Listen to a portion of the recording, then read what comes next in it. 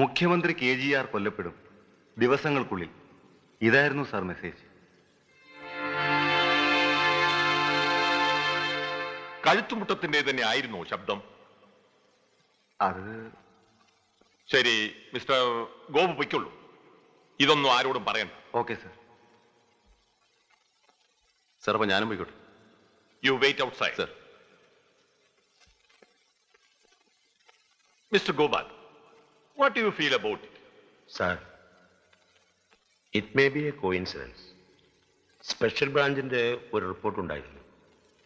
CMന്റെ സത്യപ്രതിജ്ഞയ്ക്ക് എരിഞ്ഞോളിയും പാപ്പച്ചനും കഴുത്തുമുട്ടവും absent ആയിരുന്നു. കൂടാതെ പല സ്ഥലത്തും അവർ രഹസ്യയോഗം കൂടിയതായും റിപ്പോർട്ടുണ്ട്. ഇപ്പോ ഇതും കൂടി കേട്ടപ്പോ...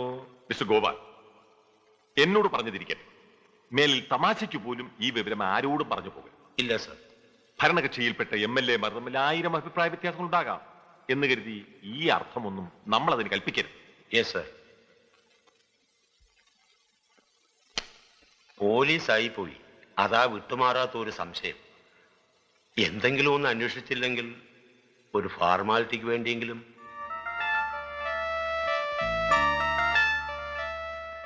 നമ്മൾ ഇത് എവിടെ നിന്ന് തുടങ്ങും?